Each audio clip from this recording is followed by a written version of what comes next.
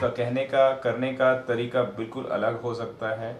ऐसे ही एक हमारे साथ हमारे साथी हैं जो बहुजन समाज की बात को अपने तरीके से कहते हैं और उनका नाम है लोकेश कटारिया।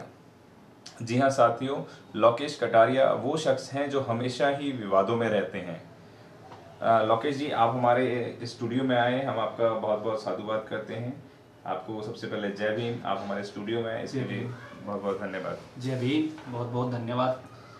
हमारा सौभाग्य है कि आपने हमें स्टूडियो में आमंत्रित किया।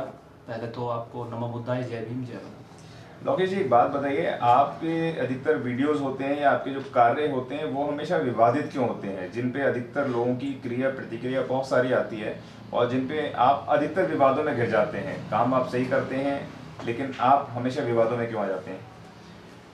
देखो, मैं स्पष्टीकरण करना चाहता हूँ। सबसे पहले वाद और विवाद, बाबा साहब भीमराव अंबेडकर जी जो समाज के लिए जब काम करते थे तो हमारा समाज उनका भी विरोध करता था। जब उन्होंने दिन रात मेहनत किया तब विरोध किया। जो अच्छा काम करता है समाज के हित के लिए, तो ये समझ लीजिए कि 75% आपका विरोध करने पर खड़े रहेंगे। तो वाद और विवाद से तो देखो, मैं इन्हें इग्नोर कर देता हूँ, ना ही इनकी परवाह करता। मुझे समाज का काम ईमानदारी के साथ करना है और करता रहूँगा जब तक मेरा जीवन है।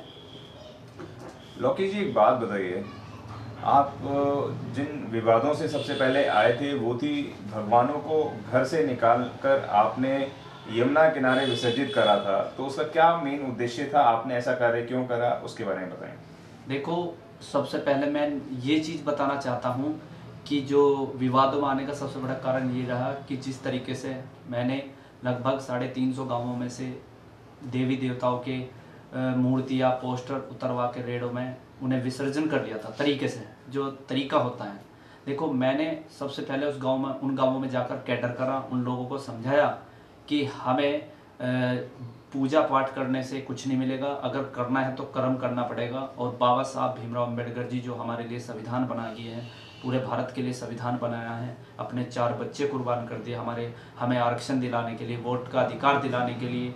आप उनको पढ़ो, उनको फॉलो करो। अगर आप जितना पैसा इनके पीछे खर्च करते हो देवी देवताओं के तीज त्योहारों में, उसका % पैसा अगर आप अपने बच्चों की शिक्षा में लगाओ तो उनका भविष्य सुधर सकता है। मैं गया वहाँ पर, हमारी टीम गई, उनकी सहमति से उन लोगों ने खुद उतारी और हमें कहा कि इन्हें विसर्जित करिए आए। हमने सिर्फ उनका सहयोग करा, जिसका हिंदू संगठन के लोगों ने खुल के विरोध कर मेरे खिलाफ FIR दर्ज कराई। तब मैं जाके जेल गया। अच्छा, आप लगभग पता चला है कि आप 2 से 3 बार जेल भी गए हैं, तो क्या विशेष कारण रहा जेल जाने का, उसके बारे में बताएं। देखो, सबसे पहले तो मैं जेल जाने का सबसे बड़ा कारण ये रहा, जिस टाइम सब्बीरपुर का मामला हुआ था उस टाइम सहारनपुर के अंदर गांधी पार्क में जब विज्ञापन दिया जा रहा था हमारे युवाओं द्वारा, तो हमारे पर वहाँ पर बड़े भाई चंद्रशेखर जी जो भीम आर्मी के संस्थापक हैं, वे लोग पहुँचे थे। पता लगा प्रशासन की चूक से वहाँ पर लाठीचार्ज वगैरह हुआ, तो वहाँ पर से चंद्रशेखर भाई चले गए किसी भी तरीके से, वो जानते हैं। लेकिन उसके बाद जब पता लगा कि वे भगे, मतलब फरार चल रहे थे, मजबूरी थी उनकी, कुछ क्या कारण था वो तो उन्हें ही पता है। उसके बाद जब वे अरेस्ट कर लिए गए तो हम लोगों ने अपनी टीम ले जाकर उत्तराखंड जिला हरिद्वार में गुड़ मंडी मंगलोर पड़ता है, वहाँ पर हम लोगों ने रोड जाम कर दिया, यानी कि पूरा उत्तराखंड ब्लॉक कर दिया था। फिर उसके बाद उसके तहत मेरे पे मुकदमे लगे और मैं जेल भी गया, लेकिन फिर आज भी मैं मुकदमे झेल रहा हूँ। और दूसरा, जेल जाने का ये देवी देवताओं के पोस्टर उतरवा कर उसमें 3.5 महीने की जेल काट गया हूँ। फिर तीसरा, 2 अप्रैल के आंदोलन में हम लोगों ने उत्तराखंड में रोड जाम किया, गोल चक्कर पर रुड़की के अंदर। पूरे भारत में लगभग 5 या 6 बजे लोग पूरा जाम खुल गया था, लेकिन हमने 7:30 बजे जाम खोला और कोई हिंसा, कोई क्षति और कोई आगाजनी नहीं होने दी। लोकेश भाई, एक बात बताइए, आपने एक भीम आर्मी 2 करके बनाई है, तो क्या ज़रूरत पड़ी भीम आर्मी 2 बनाने की, वो बताएं। देखो, भीम आर्मी 2 जो बनाई गई थी, ये रीज़न सबसे बड़ा ये रहा कि जिस तरीके से बहुजन समाज ने भीम आर्मी पे विश्वास करके चली थी, हम लोग भी विश्वास करके चले थे।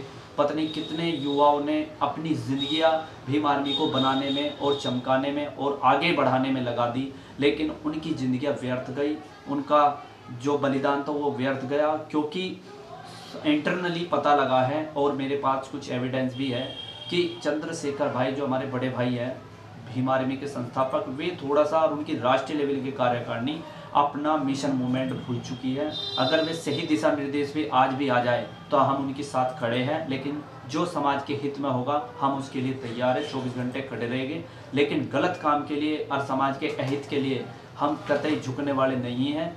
ये हमारा मेन उद्देश्य है कि भीम आर्मी 2 जमीनी स्तर पर कार्य करेगी। इसी वजह से हमने 2 हटा के भी इसका नेशनल भीम आर्मी कर दिया।